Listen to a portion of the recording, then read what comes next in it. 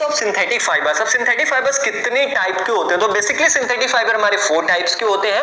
पहला हमारा रेयन, दूसरा नायलॉन, तीसरा हमारा हो गया पॉलिस्टर और चौथा हो गया हमारा एक्रिलिक।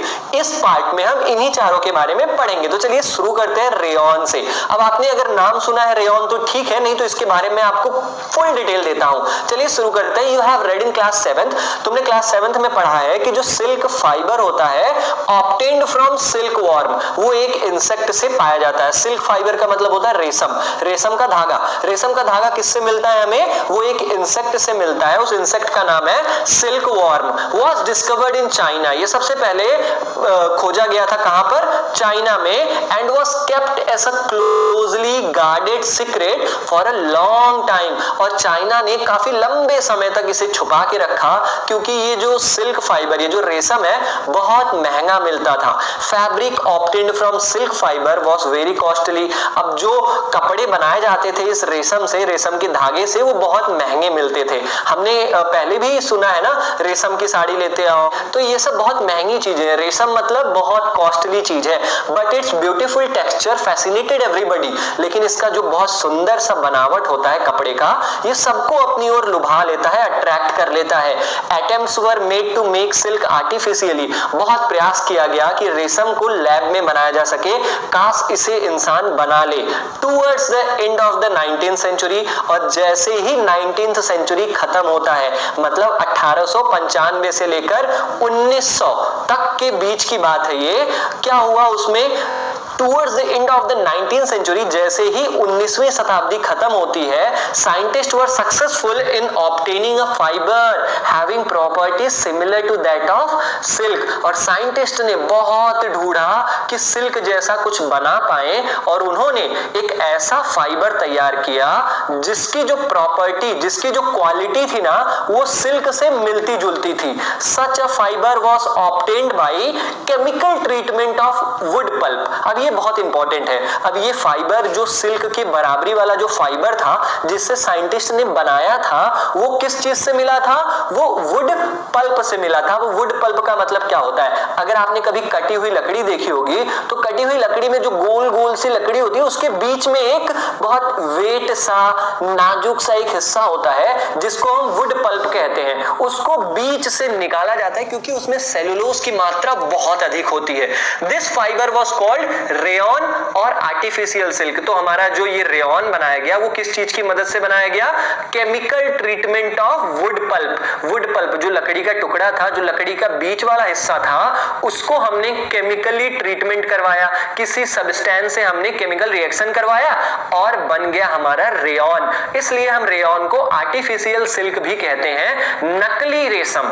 ठीक है। Although rayon is obtained from a natural sources, wood pulp at it is a man made fibre. चूंकि जो हमारा रेयन है वो लकड़ी से पाया गया है, लेकिन फिर भी हम इसे नेचुरल फाइबर नहीं कहेंगे, हम इसे मैन मेड फाइबर कहेंगे।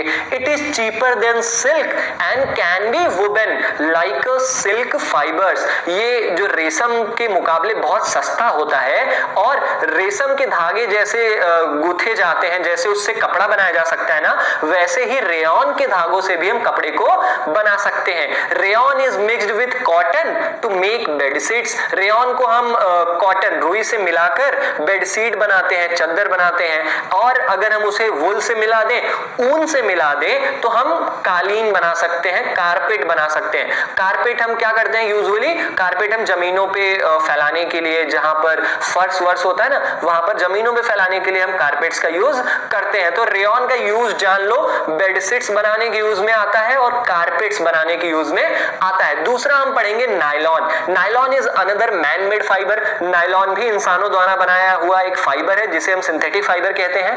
इन 1931 की बात है, it was made without using any natural raw material. जैसे कि हमने रेयन का पढ़ा, रेयन हमारा लकड़ी को रॉ मटेरियल यूज करके तब तो बनाया गया था रेयन, लेकिन जो नायलॉन था ना, it was made without using any natural raw material. ये किसी भी नेचुरल रॉ मटेरियल की मदद से नहीं बनाया बनाया गया था, बल्कि it was prepared from coal, water and air. ये कोल से, कोयले से, पानी से और हवा से रिएक्शन करवा के बनाया गया था, और it was the first fully synthetic fibre, और ये इंसानों द्वारा बनाया गया पहला आर्टिफिशियल फाइबर था। क्योंकि जो रेयॉन था वो तो नेचुरल सोर्स से पाया गया था, इसलिए हम उसको परफेक्ट मैन मेड फाइबर नहीं कहते, लेकिन जो हमारा नायलॉन है वो परफेक्ट मैन मेड फाइबर है। Nylon fibre was strong, elastic and light.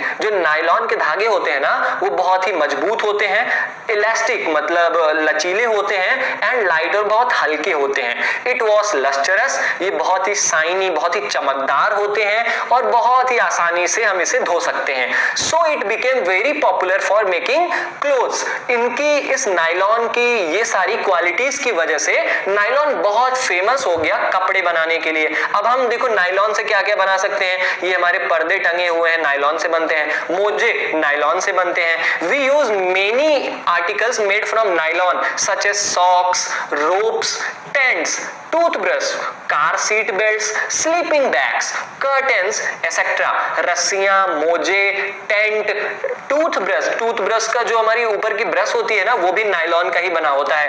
Car का जो सीट बेल्ट होता है वो भी नायलॉन का बना होता है। स्लीपिंग बैग, स्लीपिंग बैग एक पॉलिथीन के जैसा आता है जिसको हम खुद में उसको पैक कर लेते हैं और अंदर सो जाते हैं, वो बैग होता है, तो वो भी हमारा नायलॉन से बनता है। पर्दे ये भी नायलॉन से बनते हैं। तो नायलॉन के ये सारे यूजेस हैं, आप इनको याद कर लेना, ये इंपॉर्टेंट है जिसको मैंने अंडरलाइन किया है।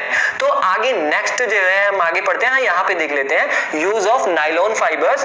Nylon also used for making parachutes and ropes for rock climbing. अब नायलॉन का हमारा यूज पैरासूट बनाने में भी होता है, और ये जो भाई साहब रस्सी लेकर चढ़ रहे हैं पहाड़ पर, ये रस्सी भी नायलॉन का ही बनता है। ठीक है, क्योंकि a nylon thread is actually stronger than a steel wire. क्योंकि जो नायलॉन का ये जो धागा होता है ना वो स्टील के धागे से, स्टील के वायर से भी ना बहुत ज्यादा मजबूत होता है, इसलिए ये बंदा इतने आराम से इस रस्सी के सहारे